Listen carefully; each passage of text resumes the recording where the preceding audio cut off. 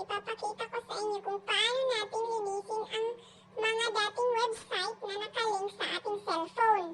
Ito'y nagdudulot ng paghang ng ating cellphone. So pupunta